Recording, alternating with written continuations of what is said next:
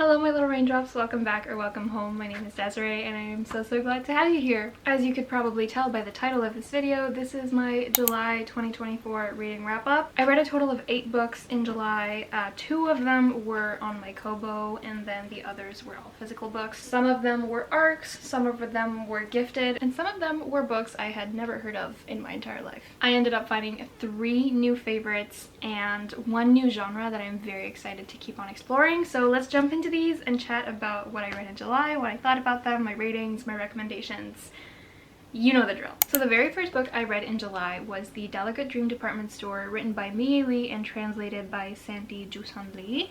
This is a sort of like comedy, magical realism fiction where people go to department stores to buy their dreams. So basically, once people would fall asleep and get to the point where they would technically start dreaming, they enter this world where there are a bunch of different department stores with magical creatures and the likes, where you can go in stores like the Delegate Dream Department Store, which is the most renowned one in this mysterious town, and you can buy what dream you'll be dreaming once you move past that specific stage in the sleep cycle. It specifically follows Penny, who is a new hire at the Dream Department Store, and so she gets to learn the ups and downs of choosing specific dreams and the lives of the people who enter the Delegate Dream Department Store looking for specific dreams to help them either move past trauma or to see loved ones or just find themselves, while also being super lighthearted and funny and just sometimes really cheesy. It's still got a really important message about not only how our dreams are important to us, but also just life in general. And I think that's something that's very common in Korean literature. And given that this was a relatively short read, it was still really fun to discover all the different types of dreams, and there were various different levels of dreams that you could purchase. And the way that people would pay for their dreams was not in money, but in the emotions that they felt after waking up from the dream. I thought it was cozy, it got me thinking a lot, and it got me a little emotional. So definitely worth its 4 stars. The next book I read, which I actually got at a secondhand bookstore like a year ago, I want to say. So I got this from the Agricola Street bookstore in Halifax. I don't live in Nova Scotia, I'm from New Brunswick, but I do travel to Halifax pretty often. So I found this book there, and the second I saw the Delegate, which if you're familiar with any form of Japanese culture, you will know the symbolism of a Delegate, but this is 7 Deadly Shadows by Courtney Alameda and Valen E. Maitani. It reminds me so much of Kami-sama Kiss and Noragami, so the 2 animes. So it follows Kira Fujikawa, who is a Shinto priestess at her grandfather / family shrine, and there have been way too many yokai just sort of looming around the shrine, and yokai is another word for demons. So she knows that something is wrong, something is not right, and right at the start of the book you jump directly into the action. There's an attack on the shrine and Kira is sort of pushed into this journey to save the shrine, practically save the world, from the demon lord, so Shuten Doji, and his evil little minions. So she's gonna need to enlist 7 Shinigami, which are death gods, and with the help of a very special kitsune. He's half fox, half human, but he does still have some of the skills and magical assets of a full kitsune. So this was really fun. It reminded me a lot of many of the animes I watched when I was in high school, and so it was a very sort of nostalgic and comforting read. I wouldn't say that it was anything out of this world, but you know when you finish watching an anime that you really like and you just sort of want to continue being in that environment? It's sort of the same thing as when you finish reading a specific book and you just don't want to leave that world. Well, this was like a sort of continuation of so many of the animes that I'd watched when I was in high school, and especially since I took a very short break in between watching anime every single day to where I am now, where I sort of only watch TV every now and then. This was like going back to my roots, and I really enjoyed it. I also gave this 4 stars. It's a very easy read, although it does get gory, but fascinating, and I loved reading more about Shinto. It is a topic that I'm especially interested in. I studied it for a very, very short period of time for a specific project in university, and it is something that I want to study more thoroughly, like on my own time, since I'm no longer in school. But it was really nice to get back into it through this book, and now I have just like a specific TBR for Shinto material that is way longer than I care to admit. So that was the second book I read in July. After that, I read my book club book for July, which was a novel love story by Ashley Poston. So I have been a huge fan of Ashley's ever since she wrote The Dead Romantics. I bought it the second that it released just because I liked the cover, and I read that book and was just completely enamored by the way she writes about grief. And so when I jumped into this, that's what I was expecting, because The Dead Romantics and her second book, The 7-Year Slip, are so heavily focused on grief and everything that comes with it. So that's what I was expecting from this.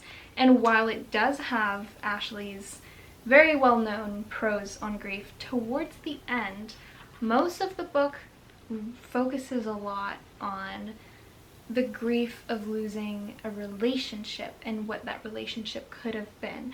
So the FMC in here, Elsie, just got out of a long-term relationship. They were engaged. She was expecting to marry this man, and he breaks things off, and she just doesn't understand why. She puts it all on herself, on that she wasn't worth it, she wasn't this, she wasn't that. And so when she arrives in literally the fictional town of her favorite book series, so this does have magical realism just like Ashley's other books, she still struggles with that, but will eventually move past it as she meets more of the characters and gets a little bit more involved in this storyline. But it's very much more about the grief of losing that relationship, which I wasn't expecting. And I'll be completely honest with you, I had a hard time with it at first, just because it's not what I'd expected. And even though I went into this having like hardly read the synopsis, and so not necessarily having expectations about the plot, I did expect to have it be a little bit heavier.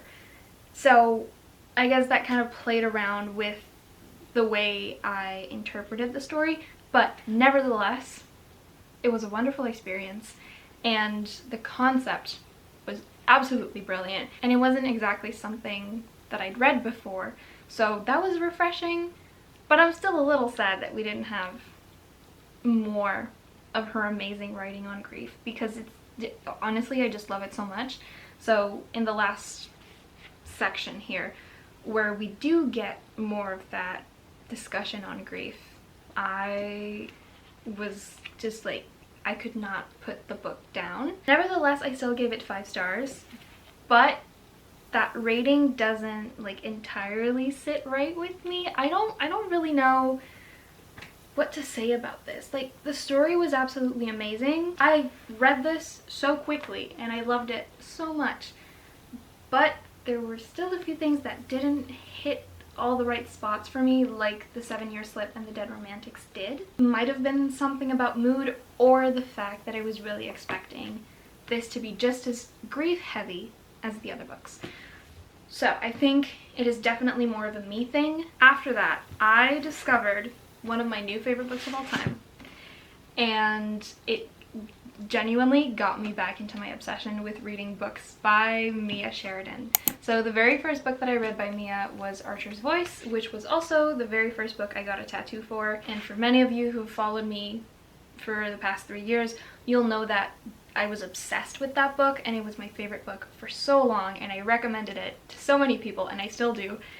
And I read, I think, just one more book by Mia last year, and then I didn't really dabble back into her writing until I saw her post about Unwanted. So this book was republished. It was first called something else, and then it was picked up by Bloom Books. And I saw her post about it, and the cover was really nice and it intrigued me.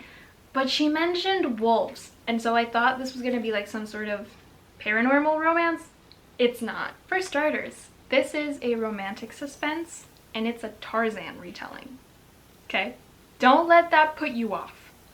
Just hear me out for a second, okay? I was shocked too, because I didn't look into it more than just like a few keywords.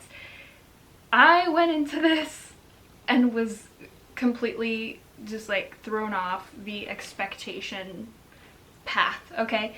It's a Tarzan retelling where the MMC was kidnapped when he was 8 years old and taken by this sort of organization, and he was put into the forest, into the wild, to survive and live off of his instincts and just heighten those instincts, because it's so heavily inspired by Trojan warriors and the way that they were trained to kill, basically. And so he is thrown into the wild to survive at 8 years old, and then eventually when he comes across this cabin in the woods, one of the main like operating members of the organization is there, and he's like, good job, you found the cabin first before all of the others, because there were other kids with him too, and most of them died, so he was a lone survivor. And when he gets to this cabin, this old man says, good job, you found it, it's yours, you can stay here, and you can trade with me for things you need. So basically, the MMC, his name is Lucas, and he just keeps on living there until his mid-20s, when the old man who he'd been trading with is murdered. And then that brings in Montana's sheriff, who is, you know, investigating the murder, and also Harper, who is this wilderness guide in the area. And so the sheriff needs Harper's help because he's not familiar with the layouts of the wilderness.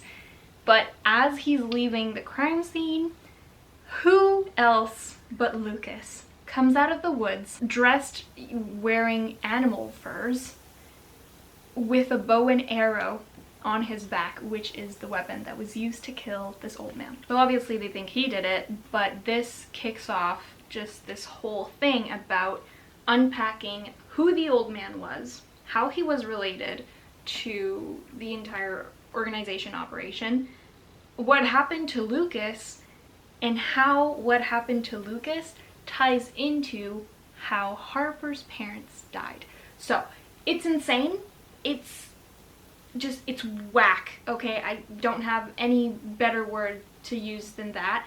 And obviously there's a romance in it, and it gets a little spicy. So it's classic Mia Sheridan, and it reminded me so much of Archer's Voice, because Lucas and Archer do have some similarities in the way that they're both very innocent, not having sort of been in touch with civilization all that much.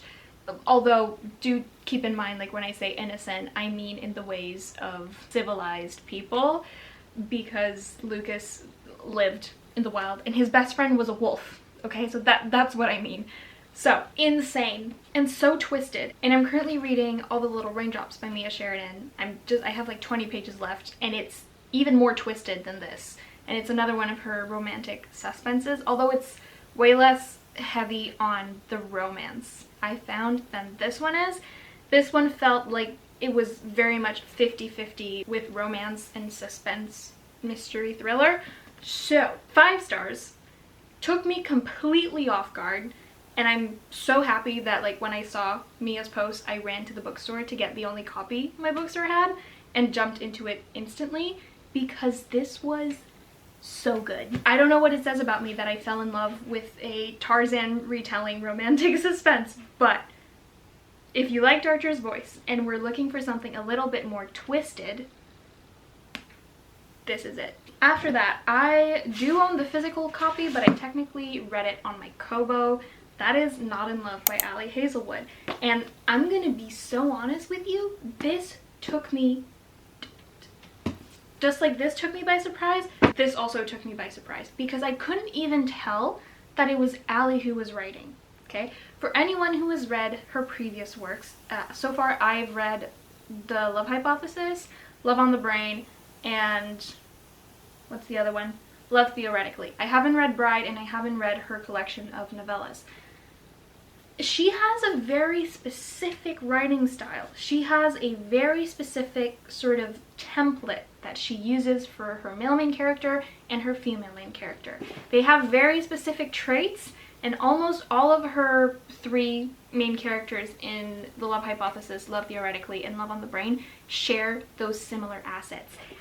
Not this one, okay? First off, the roles are switched. It's the FMC who is really grumpy and the MMC who's a little bit more sunshine. So first off, that really took me off guard.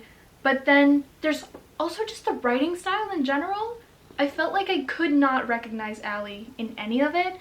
And I don't know if the switch happened when she wrote Bride, because I haven't read it yet. We're moving over here because I felt like I looked as pale as a ghost. So the relationship between these two, like I said, relies a lot more on the sexual tension and like the erotica side of it, because it starts off as mainly just that sort of enemies with benefits.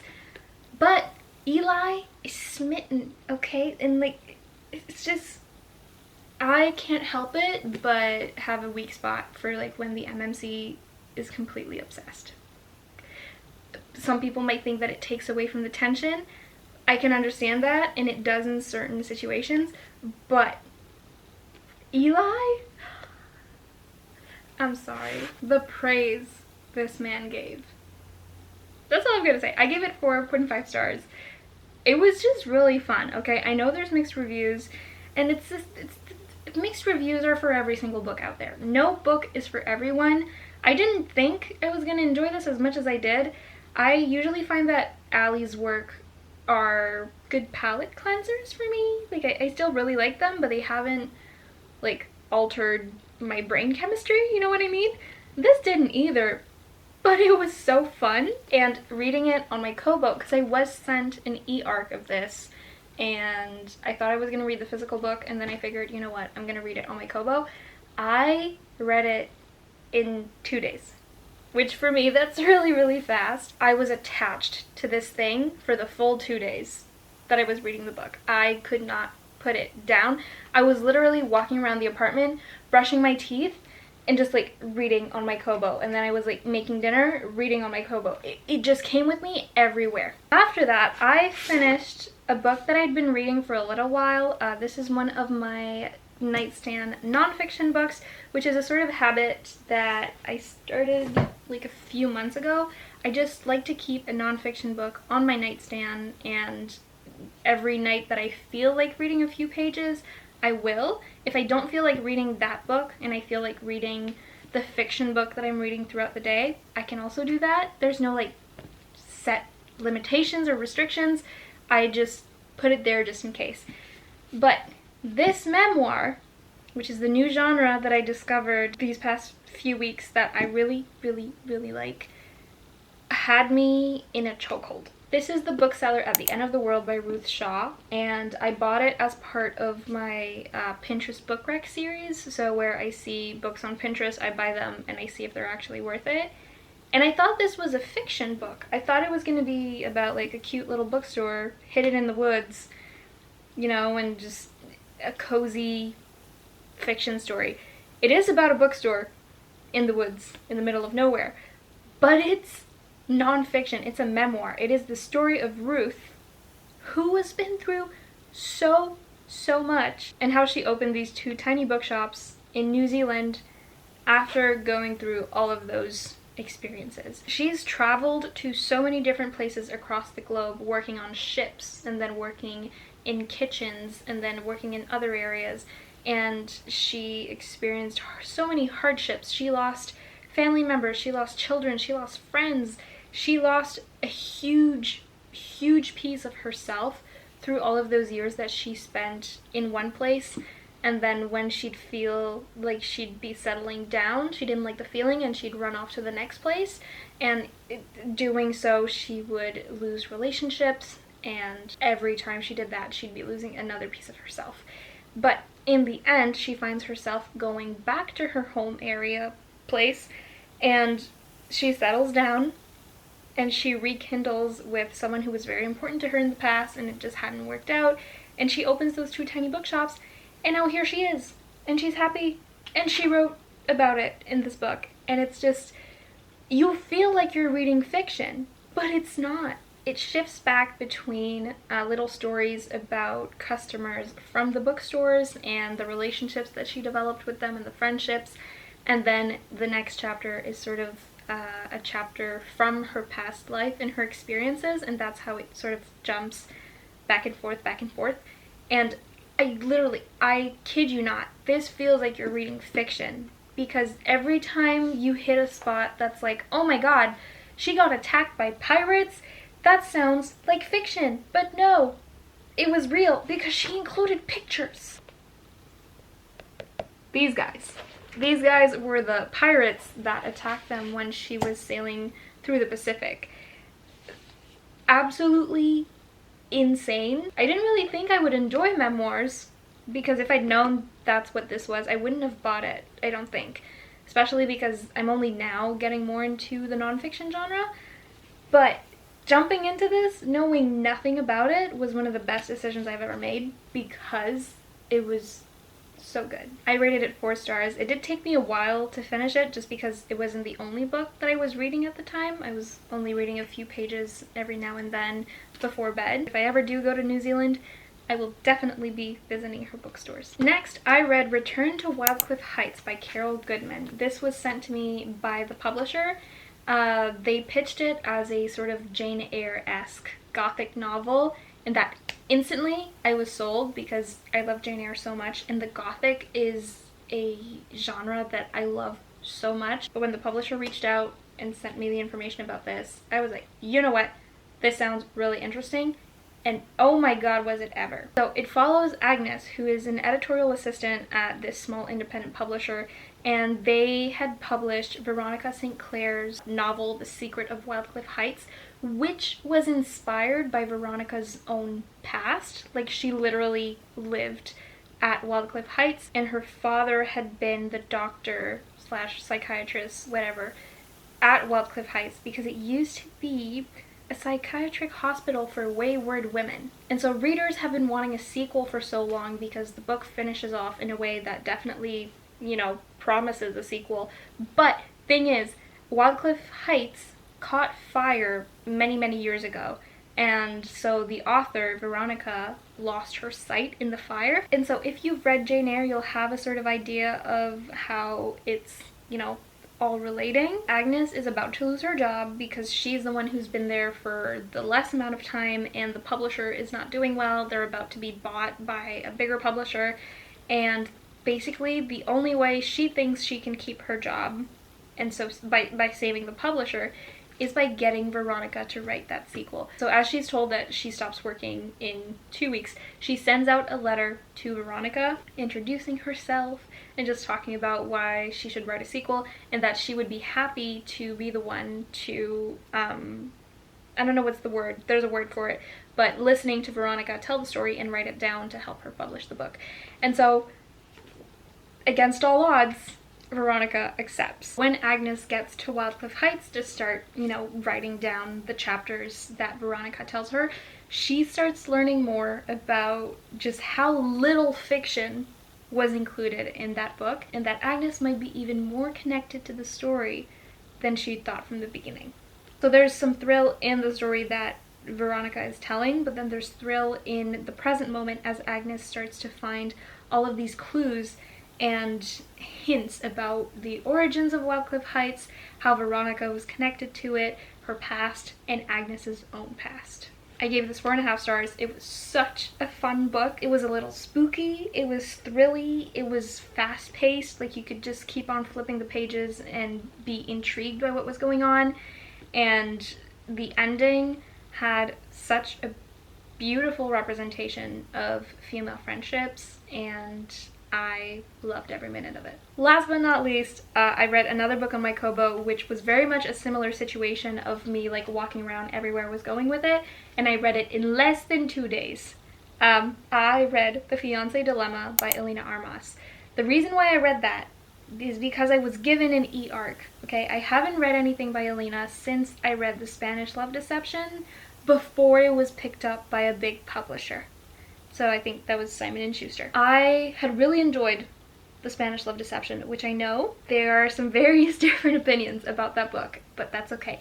I enjoyed it back when I read it 3 years ago. I just never picked up another book by Elena since then, even though I've bought them. I own The Long Shot, which is technically the first book in the standalone duology that the Fiance Dilemma follows, but I didn't read it. But I got this one and it was like, well, I was given the e-arc, I need to read it and review. I just started reading it.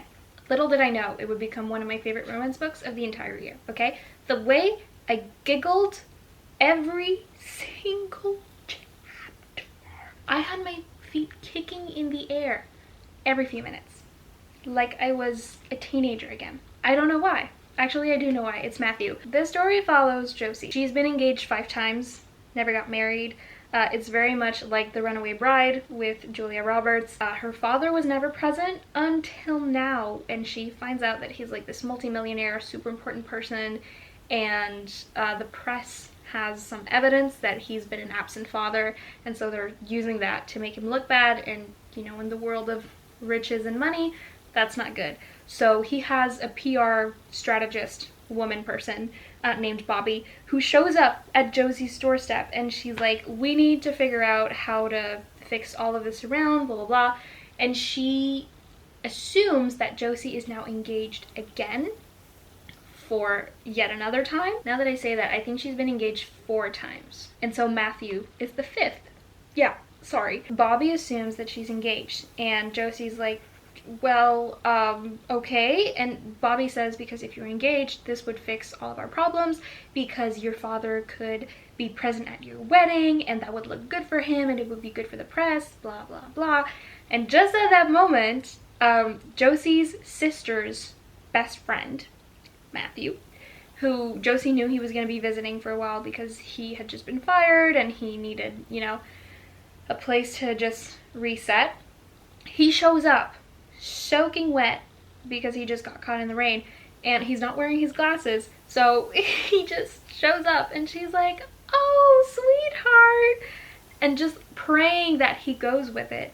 And at first he doesn't recognize her, which that's going to be a whole thing later on, but he plays the role, and then afterwards Josie asks him to be his fake fiance. He is hesitant at first, and then he chooses to go forward with it.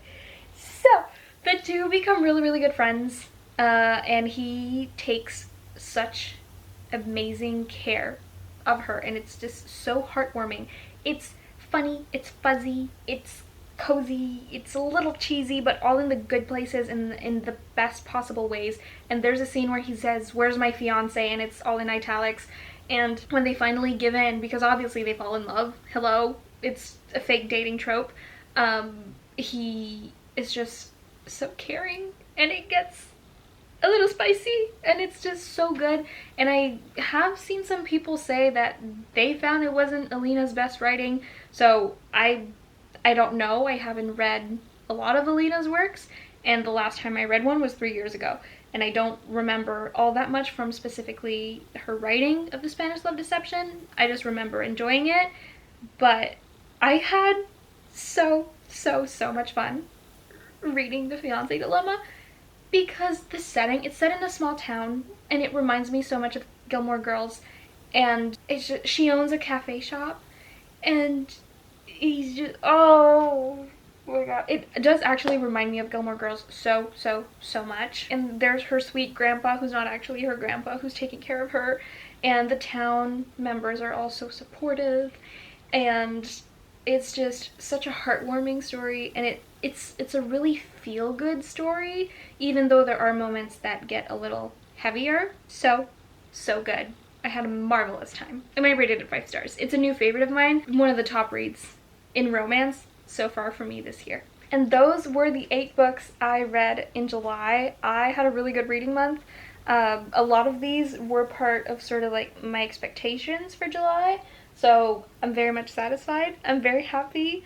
I found some amazing books, specifically Unwanted and The Fiance Dilemma.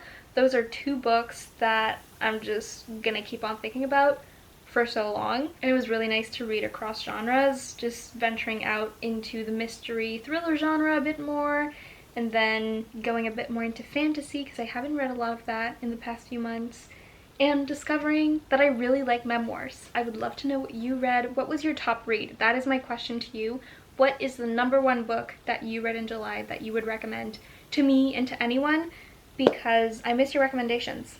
So please bring them to me. And with that, I will let you go. Thank you so much for being here. Thank you for watching. And if you choose to join the Little Raindrops family, thank you so much for subscribing. You are quite literally changing my life. Thank you so much, and I will see you guys in the next one.